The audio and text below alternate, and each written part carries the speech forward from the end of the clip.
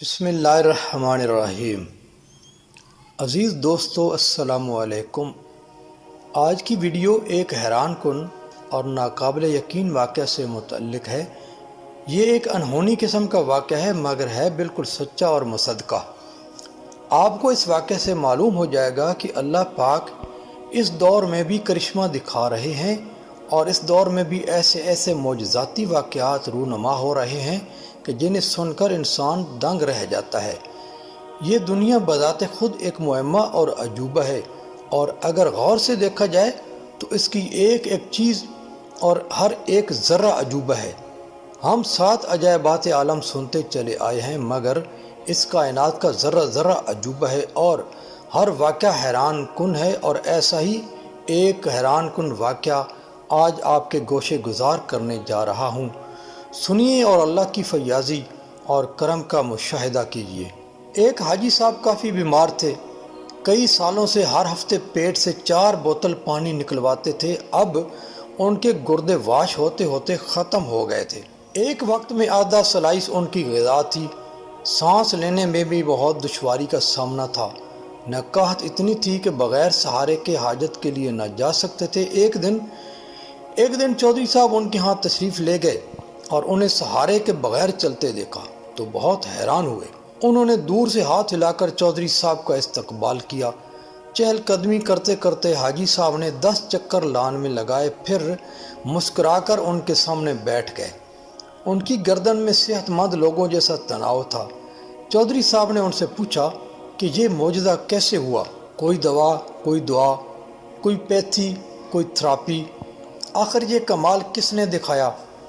حاجی صاحب نے فرمایا، میرے ہاتھ میں ایک ایسا نسخہ آیا ہے کہ اگر دنیا کو معلوم ہو جائے تو سارے ڈاکٹر حکیم بے روزگار ہو جائیں، سارے ہسپتال بند ہو جائیں اور سارے میڈیکل سٹوروں پر تالے پڑ جائیں۔ چودھری صاحب مزید حیران ہوئے کہ آخر ایسا کون سا نسخہ ہے جو ان کے ہاتھ آیا ہے؟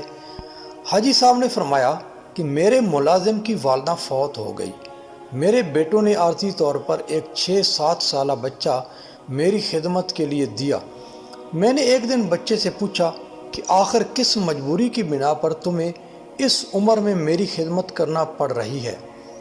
بچہ پہلے تو خاموش رہا، پھر سسکیاں بھر کر بولا کہ ایک دن میں گھر سے باہر تھا، میری امی، ابو، بھائی، بہن سب سیلاب میں بہہ گئے، میرے مال مویشی ڈھور ڈنگر سب ختم ہو گئے، زمین پر رشتہ داروں نے قبضہ کر لیا، اب دنیا میں میرا کوئی نہیں، اب 2 وقت کی روٹی اور کپڑوں کے عوض آپ کی خدمت پر مامور ہوں۔ یہ سنتے ہی حاجی صاحب کا دل پسیج گیا اور پوچھا، بیٹا کیا تم پڑھو گے؟ بچے نے ہاں میں سر ہلا دیا۔ حاجی صاحب نے مینیجر سے کہا کہ اس بچے کو شہر کے سب سے اچھے سکول میں داخل کرواؤ۔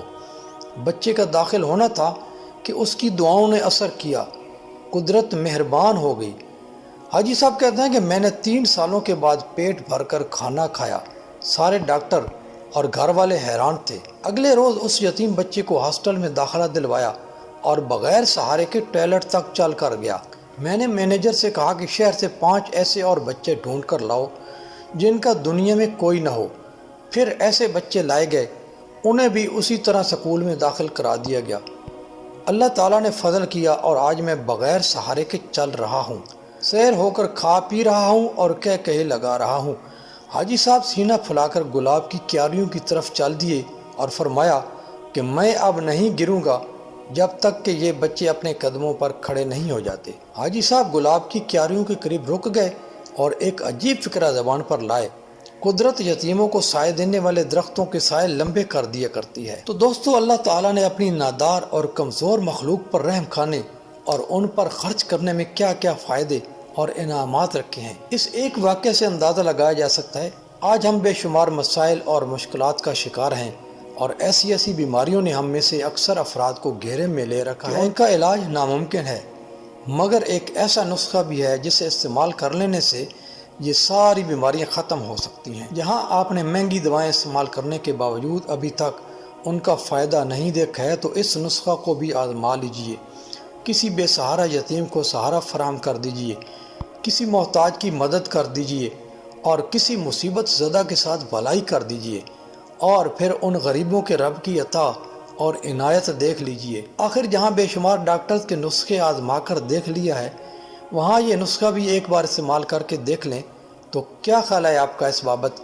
اور اس بابت بھی کہ کیا انگلی کی ایک معمولی سی حرکت سے اس چینل کو سبسکرائب اور ویڈیو کو لائک کر رہے ہیں؟ اگر ہو سکے تو ضرور کر دیجئے گا۔ اللہ ہم سب کا حامی و ناصر ہو اور ہمیں اچھے کام کرنے کی توفیق عطا فرمائے، آمین۔ اسی کے ساتھ اجازت طلب کرتا ہوں، اگلی ویڈیو کا انتظار کیجیے۔ اللہ نگہبان۔